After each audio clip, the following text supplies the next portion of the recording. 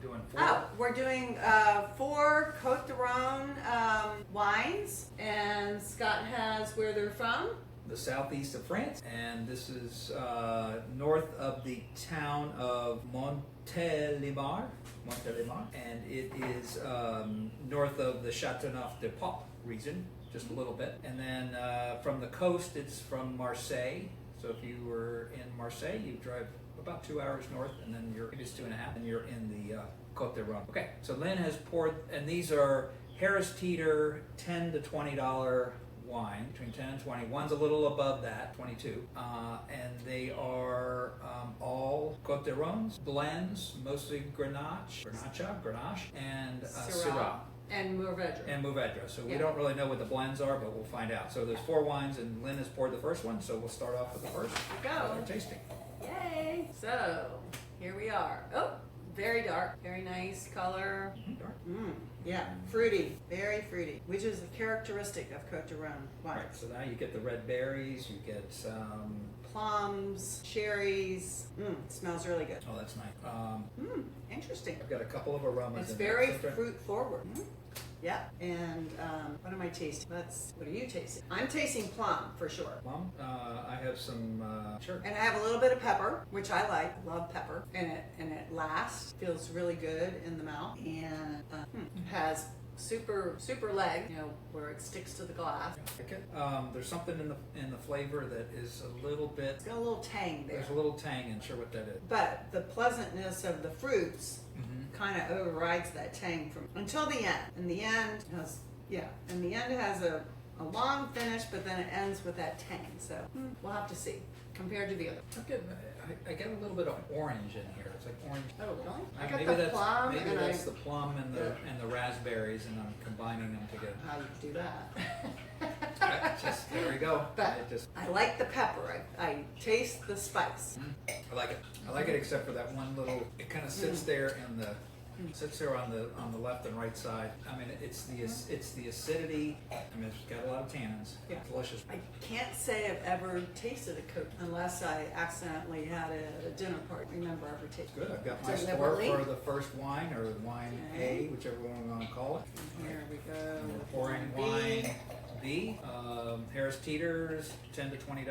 Côtes du Rhône, Grenache, Syrah, Mourvedre. Whatever the blend is, I think it just has to be more. I shouldn't say Grenache. This is across the border from Spain, where in Spain it is Grenache. Okay. And this, to me, this is dark, much still. Pleasant looking wine.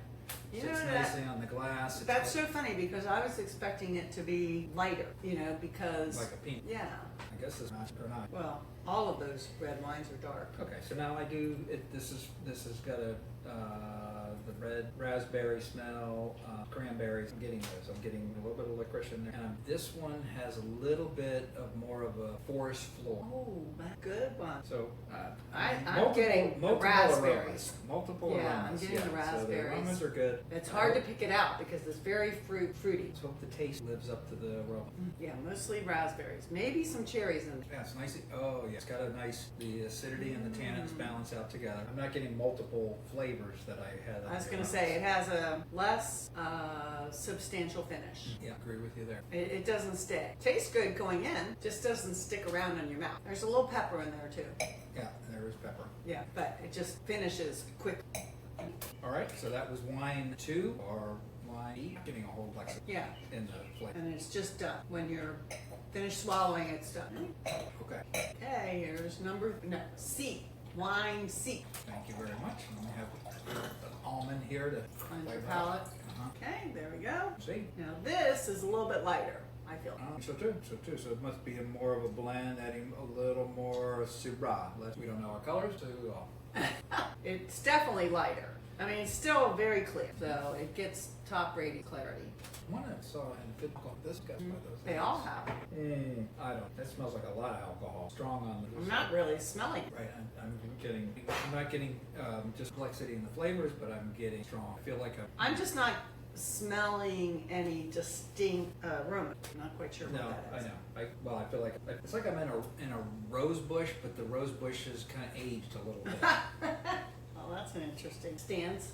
I got myself stuck. I've got a thorn in my side, and I've got a rose bush that's kind of like, this rose bush is tired. I think you're right. It's like a floral, but I can't pick out any one smell. There's a lot of berries in it. I think Jennifer would. Well, there you go.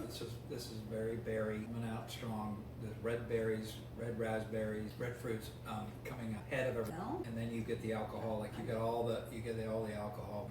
Finish. See, I'm not getting a distinctive fruit taste. I'm just getting an overall fruit. There's nothing you can pick out. I don't know. Finish. See. Give clues. Well, it's got a little bit of a finish.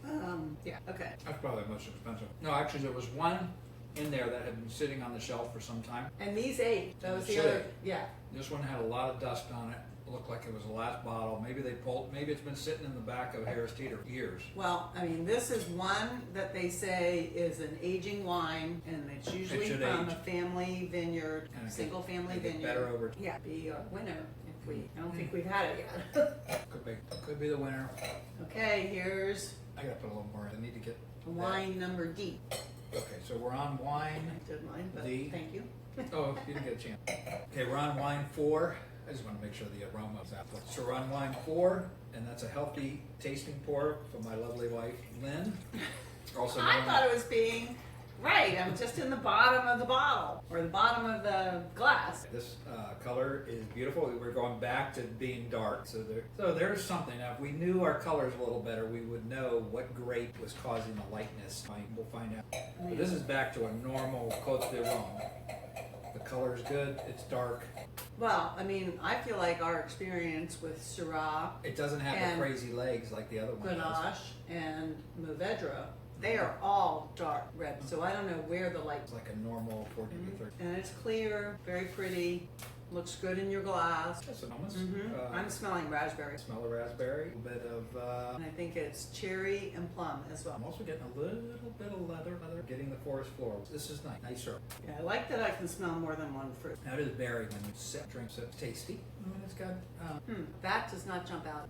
I'm getting it nicely balanced. Too much of the try. Because I'm not. I mean, this is supposed to be a fruit forward wine, and I'm gonna try it again. I'm trying the second. I think I've got. Okay. Well, I mean, if you like the bears, it is very. No, not like I've the got first one. I've got cherries. I've got cherries coming out there. Raspberries, all that. First one had more berry, but I'm not sure that's what you're looking for. So I mean, I like if you're looking for the cherry flavor. it does not have a long berry short. It doesn't, but it's all very, very red. Okay. All right. Need any do-overs? Not ready to go. Got my score.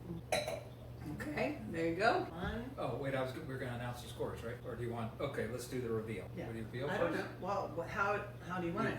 We've done it both ways. Okay, so let's do, I have 6, 12, 5, 8, 11, 12, 7, 10, 13. Okay. Okay. So do you want to announce your scores? Yes, I will announce my score. So wine A, I said a 15. That's my winner. And you would buy it again? And I would buy it again, but drink it at home. And then wine B, I gave a 13, and I would still buy it again and drink it at home. And wine C, I gave it 12, and I would buy it again, drink it at home. And wine D, I gave it 13, I would buy it again and drink it at home. So, my overall thing is that they're all drinkable, but I wouldn't take it to a party, be excited. Okay, so here I have wine 1. I gave it a 16, and I would buy it again. And no, I had it at a 15, and I would buy it again, and I would take it to a neighborhood. The second wine, I had it at a 14, and I would buy it again and take it to a neighborhood party. The third wine, I had a score of 10, and I would not buy it again. And the fourth wine, I had a score of 13. I would buy it again. There you So go. it looks So like now- our first place was wine A Wine A. at 15. Yep, so this is wine A, B, C, and D. And the wine that came in second place is, Let's see, it looks like it's wine 2. 13. Yeah, just barely. Okay, so wine A, here's a great reveal. We're going to go to this. Yeah. So wine A is, oh, look at this fancy. It's the Côtes du Rhône Réserve de Bonpas, Bonpas, and it is the $16.99 wine from the Boisset Boisset Family Estate. Yes, so that was the other thing we read. Most of these wines in Côtes du Rhône are made by family estates. I can't tell exactly where that is, but I'm Nice. going to set that out there. Yay. That's wine A. I'm going to put it over here. Yep, And I then like that one. wine 2, which Was came- that the dusty one? no, that was not. That was like they had tons. Okay, so this one is the. Oh, we didn't have a year on this one, did we? On the wine 1, doesn't have a year. Well, I'll look for the year while you. Okay, wine 2 is a Guigal, Guigal, Guigal, Côtes du Rhône, and it is red brown wine. And this was the most expensive. It was $24.99, and it did come in second in our tasting, and it has the highest alcohol content of 15%. So we have this one. I mean, the bowl. So we have this bowl. So that's A. Wine 1, here's wine 2, and then wine 3 in our tasting, which really came in last place, was the Côtes du Rhône. It's just a 2023. It's called the Chevalier, Chevalier du Grand Robert. And this is a 2023. It's probably because it's too young. It's too young. It's 65% Grenache, 35% Syrah, $11.99 from Harris Teeter. So keynote, when you're buying Côtes du Rhône, look for the oldest one you can find. Yeah, I think you go back. Oh, and then this one, the Guigal, let's go back to wine 2 or wine B. Guigal was a 2020. I'm not sure if I said that. Yeah, and the first one does not have a date. So, okay, and then wine 4, which came in third place, is the Belleruche. Is that right? Belleruche. Belleruche, But you're right. it's M. Chapoutier. Chapoutier. Chapoutier is the winemaker. It's a 2021. It is $16.99 from Harris Teeter. It is that's all we get. Okay, Okay. good. And that was wine 4, and that Very nice. concludes. So the winner is Winner! the Côtes du The great Rhône, wine! the Bonpas. Yeah, that one didn't have a